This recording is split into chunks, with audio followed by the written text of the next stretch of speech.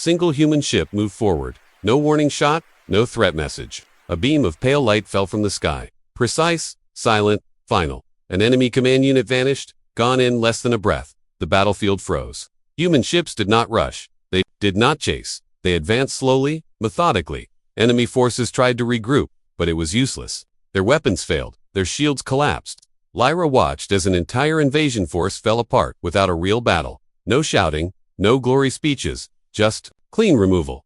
This is how humans fight together, Elias said. When hiding is no longer enough, a new signal filled the air. Clear, calm, powerful. All hostile forces. A voice said. You are being neutralized. The voice carried no anger, no pride, only certainty. Lyra felt fear and awe mix inside her. This was not the chaotic strength of empires. This was controlled dominance. Enemy ships tried to flee. Human vessels allowed some to escape, destroying only those that aimed weapons. They are letting them run, Lyra said. Confused? Elias nodded. Fear travels faster than wreckage. Minutes passed, then silence returned to the planet. The sky slowly closed again, clouds drifting back into place. A small craft descended near them, smooth, simple, unmarked. It landed softly on the ground. A hatch opened. Several humans stepped out. They wore armor, similar to Elias, but cleaner, newer, their movements calm and confident. One of them approached Elias, removed their helmet, and nodded. Captain Kane, the human said, you broke radio silence. Elias straightened slightly. She was worth it, he replied. The human officer looked at Lyra, not with hunger, not with fear, but with careful curiosity. So this is the reason, the officer said. Lyra forced herself to stand tall despite her shaking legs. You are humans. She said, yes, the officer answered simply. Lyra swallowed. The galaxy believes you are weak, she said honestly. The officer almost smiled. Good, he replied. More human soldiers moved around the area, cleaning traces, erasing evidence, making the battle disappear. Lyra realized something then. This rescue was not loud because it was rare. It was quiet because it was practiced. A final message echoed softly through Elias's device. Earth has been watching, the voice said. Lyra looked up at the hidden sky, at a force the galaxy had ignored for centuries. She understood now. Humans did not conquer. They waited. And when they arrived, the war was already over. The return journey was silent. Princess Lyra stood inside the human transport ship, watching stars slide past. No chains held her. No guards watched her closely. Yet she felt the weight of this moment more than any prison. Elias stood a short distance away, his helmet under his arm. He looked tired now, not wounded, not broken, just tired. Human ships escorted them, only part of the way, then one by one, they vanished into deep space. No ceremony, no farewell. When Lyra's Empire fleet finally arrived, they found only wreckage, a destroyed escape pod, scattered debris, false signs of death. The official report was simple. Princess Lyra had died during the attack. Her body was never recovered. The enemy was blamed. The case was closed, but Lyra did not die. She returned in secret months later, hidden within trade routes and shadow corridors. Her arrival shocked the royal court. Many cried, some doubted, a few were afraid. She told them a story, a careful story, of survival, of hiding, of luck. She never spoke of Elias, never spoke of humans, never spoke of the fleet that erased an invasion in silence. The galaxy accepted her words, because the galaxy wanted peace more than truth. Years passed. Lyra grew older, smarter, stronger. She became Empress Lyra of the Elorian Empire. Her rule was calm but firm. She discouraged expansion wars. She slowed military growth. She pushed for observation over conquest. Other rulers whispered that she had become cautious. Some called her weak. Lyra never corrected them. In private chambers, she studied old star maps. She erased certain paths, marked others as forbidden. She protected empty space that was not empty at all. Far away, Earth continued to watch, to learn, to wait. Humans expanded quietly, not in territory, but in knowledge, in preparation. They did not forget Lyra, and Lyra never forgot them. Once, many years later, Lyra stood alone on her palace balcony. Looking up at the stars, she remembered Elias's words.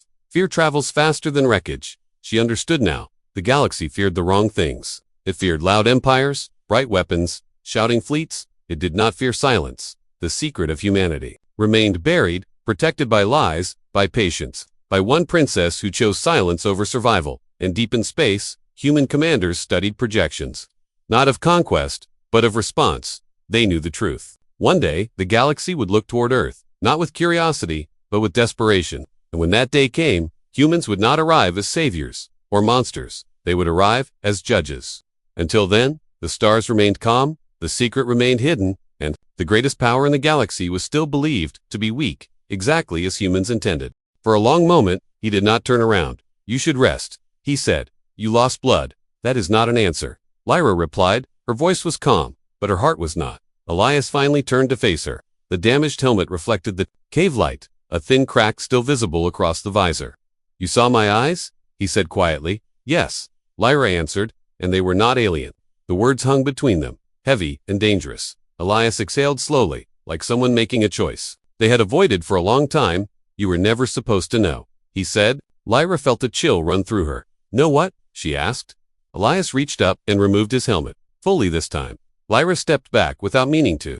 Her breath caught in her throat. His face was smooth. No scales, no markings. 2 eyes, 1 mouth, 1 nose. He looked fragile and yet terrifying. "You are human," Lyra whispered.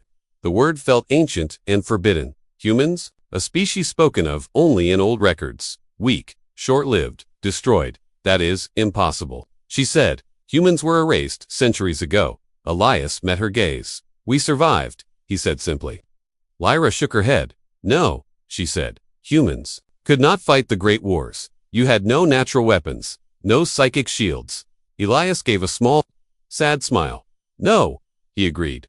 "We had none of that." He turned and activated a single screen. Images appeared, burning cities, falling, worlds, human, ships, breaking apart. "They came for us first," Elias said. "They thought we would be easy." Lyra watched in horror. Entire planets reduced to ash. Civilian ships destroyed without mercy. "We learned fast," Elias continued. "We hid. We adapted. We stopped trusting the galaxy." Lyra felt. Her legs weakened. She sat down slowly. "A human saved me," she said, almost to herself. "Yes," Elias replied, "and that may cost us everything."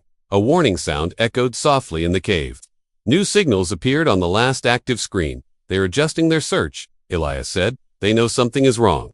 Lyra looked up sharply. "If they find you," she said, "they will tell the entire galaxy." Elias nodded. "That is why humans stay in the shadows." He looked at her seriously. "If they find you here," he said, "they will kill you." Lyra swallowed. Then Elias added quietly, "If they trace you back to Earth, they will burn it." The weight of his words crushed her breath. She understood now. Her survival carried danger far greater than her own life. "You should leave me," she said. "I will draw them away." Elias shook his head immediately. "That is not how humans fight." Another distant explosion echoed across the land. The enemy was moving closer again. Lyra looked at the human before her, a species the galaxy believed weak. Yet one man had an entire force. Fear still lived inside her, but something else was growing too. Respect, and the terrifying truth settled fully in her mind. The galaxy had made a terrible mistake about humans. And if that truth ever escaped this cave, nothing among the stars would ever be the same. The cave trembled again. Dust fell from the ceiling in slow waves. Princess Lyra felt the danger growing, closer with every second. Elias stood near the control panel, watching the last active screen. Red markers moved across the map. Enemy units, organized, patient, searching smarter than before. "They are learning," Elias said quietly. "They always do."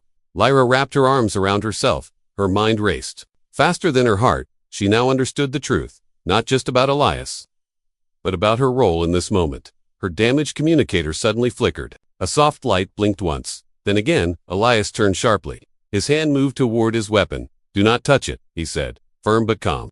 Lyra looked down, fear rising. "It should be dead," she whispered. "I lost all signal during the crash." The communicator pulsed brighter. A weak but clear royal frequency activated on its own. "Emergency rescue protocol." Elias froze. Slowly, he lowered his weapon. His shoulders tightened. "They found you," he said. Lyra's breath caught. The device began transmitting, sending her location across the stars, calling her people, calling her fleet. Her empire would come, powerful, proud, unstoppable, and with them, questions. Lyra looked at Elias, at the human who saved her, at the secret the galaxy was never meant to see. "If they arrive," Elias said, "carefully, they will scan everything. They will see my technology. They will see me." Lyra nodded slowly. "And then they will know humans live," she said. Elias met her eyes. "And once they know," he replied, "they will not." "Stop!" Outside the cave, engines roared in the distance. Enemy forces repositioned. Time was breaking apart. Lyra's communicator beeped again. A confirmation signal? Rescue fleet acknowledged. Arrival imminent. Her chest tightened. This was what she had been raised for, to be found, to be protected, to return home. But nothing about this moment felt simple. If I shut it down, Lyra said softly, my people will think I am dead. Elias said nothing. He did not tell her what to do. He did not beg. He did not pressure. That silence was heavier than words. Lyra stepped closer to the communicator. Her hand hovered above the control crystal. One movement could erase the signal. The cave shook again, closer this time. Enemy scouts were. Nia, you should leave, Lyra said suddenly. I will stay. Elias shook his head immediately. No, he said. They are here for you. They are here because of me, Lyra replied. And if my fleet arrives, they will be here because of you. She looked at him, eyes steady despite the fear. You saved my life, she said. But I will not destroy yours to save my crown. Elias stared at her, surprised. You barely know me, he said. I know enough, Lyra answered. I know the galaxy is wrong about humans. The communicator flashed again. Arrival countdown began. Lyra closed her eyes, thought of her home, her people, her throne. Then she thought of burning worlds on Elias's screen, of a species forced into shadows, of one human standing alone against an army. She made her choice. Lyra raised her hand and brought it down hard. The communicator shattered. Light died instantly. The signal vanished. For a moment, the universe felt silent. Elias stared at the broken device. You just erased your rescue, he said quietly. Lyra opened her eyes. No, she replied. I erased their danger. Outside, enemy scanners shifted. Suddenly, confused, lost, the royal signal was gone. They will assume you died in the crash, Elias said slowly. Lyra nodded. Let them believe it. A deep explosion thundered nearby. Enemy forces grew reckless, their patience breaking. Elias moved quickly. They will search harder now, he said. We must move. Lyra straightened her back. Despite the pain, I am ready, she said, as they prepared to leave the cave. Lyra took one last look at the broken communicator. At the life she had chosen to abandon, she was still a princess. But now she carried a secret, heavier than any crown. And far above the planet, unseen by all, something else began to move. Silent, watching. Human eyes were no longer the only ones in the dark. The night sky changed first. Princess Lyra noticed it before the sound. The clouds above began to move in strange straight lines, like something large was cutting through them. Elias stopped walking. His body went still. His head tilted slightly as if listening to something Lyra could not hear. That is not them, Lyra said nervously. The enemy ships sound different. Elias did not answer at once. His hand slowly rose to his chest device. A signal flashed, once, then faded. They found us anyway, Lyra whispered. Elias finally spoke, his voice low and sharp. No, he said. They found me. Before Lyra could ask what he meant, the ground shook violently. Not from explosions, but from pressure. Enemy units across the land suddenly froze. Their machines stopped moving. Their lights flickered, then went dark. Lyra stared in disbelief. They are shutting down, she said. Yes, Elias replied, because someone just turned off the sky. A deep hum rolled through the air. So low it felt like it came from inside her chest. The clouds above split open, not torn, but pushed aside. Then Lyra saw them. Ships, massive, dark, silent ships. They did not glow with bright colors like Empire fleets. They carried no banners, no symbols. They simply arrived, one by one. More shapes appeared, dozens, then hundreds. They hovered above the planet like calm giants. Lyra felt her breath leave her body. This is not possible, she whispered. Elias looked up at the fleet. His shoulders relaxed for the first time. They came faster than I expected, he said quietly. Enemy emergency signals suddenly flooded the air. Broken calls for help, confused commands, panic spreading through their ranks. No answer came, but the footsteps stopped. She reached for the small defense weapon at her side. It flickered weakly, low on power. Still, it was all she had. A shape moved ahead, slow, controlled, careful, not rushing like a beast, not hiding like prey. Then, he stepped into the dim light. He was tall, covered head to toe, in dark armor. The armor was scratched and worn. It did not shine like royal guards. It looked used. His helmet hid his face. No symbol of any empire was visible. No colors, no flags. Lyra raised her weapon. Do not come closer, she said. Her finger trembled near the trigger. The armored stranger stopped. He slowly raised both hands, showing he carried no weapon in them. His movements were calm, careful. As if he understood fear very well, he spoke. His voice was low and strange, not like her people, not like any species she knew. I am not your enemy, he said, slowly. His words were clear, but the accent was unfamiliar. Lyra did not lower her weapon. You followed me, she said. You watched my ship crash? Yes, the stranger replied.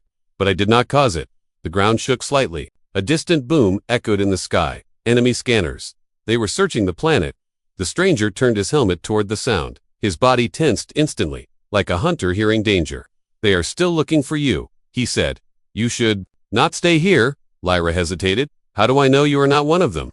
She asked. If I were, he answered, you would already be captured.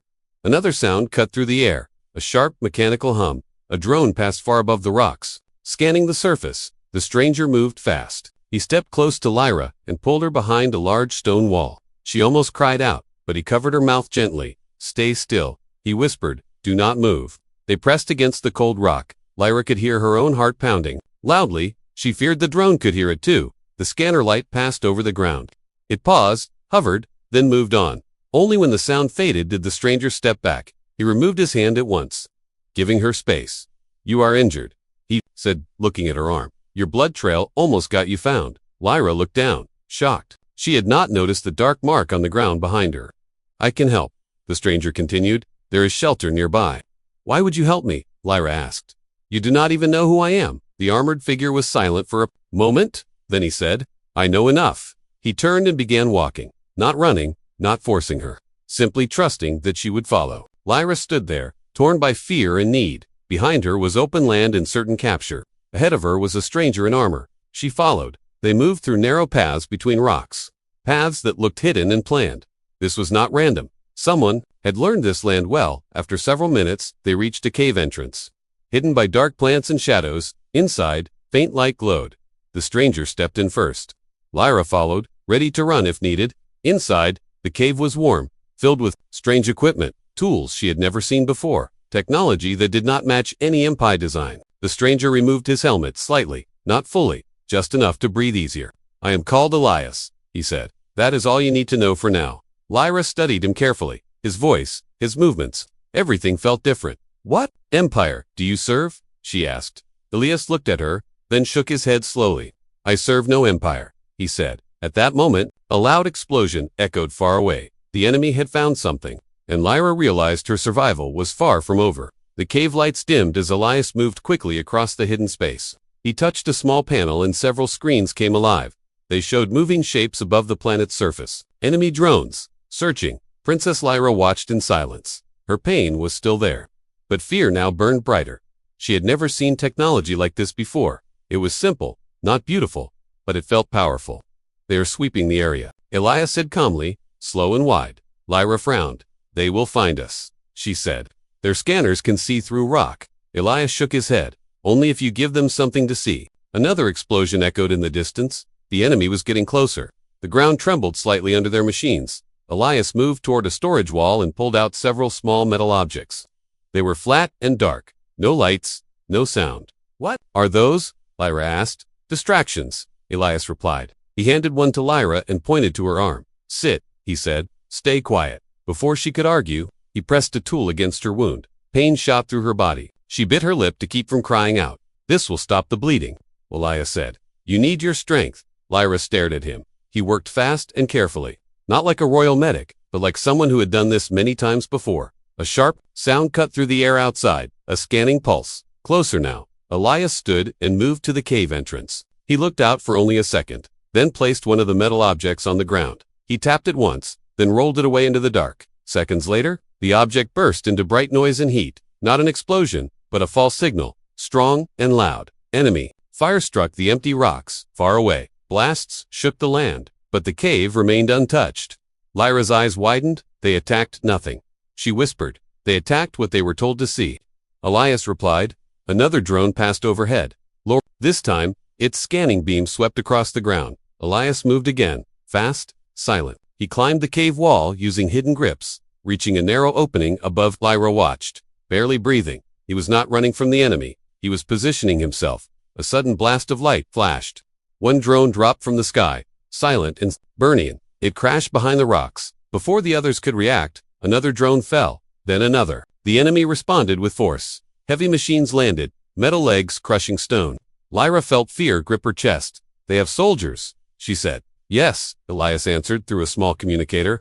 And they are slow. He moved between shadows like he was part of them, never staying in one place, never firing twice from the same position. Enemy shots hit rocks and empty ground. Their weapons were powerful, but unfocused. Elias waited, patient, watching. Then he struck. A charge detonated beneath one of the walkers. Its legs collapsed. The machine fell hard, shaking the land. Enemy soldiers rushed forward. Confused and angry, they fired wildly. Their fear made them careless. Elias used that fear. Traps activated beneath their feet. Smoke filled the air. Sensors failed. Orders were lost. Lyra had never seen war like this. No honor lines, no loud commands, only quiet movement and perfect timing. Elias was alone, yet it felt like an army was fighting. The battle lasted only minutes. Then silence returned. Elias dropped down beside the cave entrance. His armor was scratched. One side was burned. Lyra stood slowly, staring at the battlefield beyond the rocks. The enemy forces were gone, destroyed or forced to retreat. "You defeated them," she said, disbelief in her voice. "No," Elias replied. "I delayed them." He looked up at the sky. "They will come back smarter." Lyra studied him carefully. "You fight differently," she said. "Not like any empire I know." Elias paused, then said, "We learned to fight this way because we had no choice." A sudden crack echoed. Elias staggered slightly. His helmet took a direct hit from falling debris. Lyra gasped as a thin fracture spread across the visor. For a brief moment, she saw something behind it. Eyes, not glowing, not scaled, not alien. Elias turned away quickly, resecuring the helmet. Lyra's heart raced. "What are you?" she whispered. Elias said nothing, only motioned for her to move deeper into the cave. Above them, enemy signals began to reorganize, and Lyra realized the truth was far more dangerous than the battle itself. The cave felt smaller after that moment. The silence pressed down on Princess Lyra like, wait. She could not forget what she had seen. Those eyes behind the cracked visor. They were wrong? Not wrong in fear, wrong in nature. Elias moved deeper into the cave and began shutting systems down. Lights dimmed, screens went dark, only a soft glow remained. Lyra followed slowly, her thoughts racing. Her people cataloged every known race in the galaxy. Every shape, every eye, every skin type. What she saw did not match any of them. "You're not Elorian," she said carefully, "and you are not from any allied empire." Elias stopped. Fire filled the sky as the royal ship broke apart. Metal screamed and lights died, one by one. Princess Lyra was thrown against her seat as alarms cried around her. She was not trained for war. But war had found her anyway. Outside the wide window, stars vanished behind smoke and flame. Enemy ships surrounded the royal cruiser like hunting beasts. They did not speak, they did not warn, they only fired. The ship shook again, harder this time. A deep crack ran through the main hall. Guards shouted orders, but their voices were full of fear. Everyone knew the truth. The royal ship was lost. Lyra's hands trembled as she stood up. Her long silver robe was torn and burned. She was a princess of the Elorian Empire, raised in safety and honor. She had never felt this small before. A guard rushed toward her. Blood on his armor. "Your Highness, escape pod now," he said. Before she could reply, another explosion threw him away, Lyra screamed, but the sound was lost in the chaos. The floor tilted. Fire rushed through the corridor like a living thing. Lyra ran, her heart pounding, her breath short. Every step felt heavy. Every second felt like the last. She reached the escape bay. Only one pod remained. The others were gone, launched or destroyed. Her fingers hovered over the control panel. She hesitated. Leaving meant survival. Staying meant death. The choice was cruel and fast. She entered the pod and sealed the door. The ship shuddered again. A warning light flashed red. Then the pod launched. Lyra was pushed back as the pod shot into space. Through the small window, she saw her ship explode. The symbol of her empire vanished in a bright flash. Tears filled her eyes. But she did not look away. The pod spun out of control. Systems failed, one by one. Navigation was gone. Communication was silent. She was alone. A nearby planet grew larger, dark, and unknown.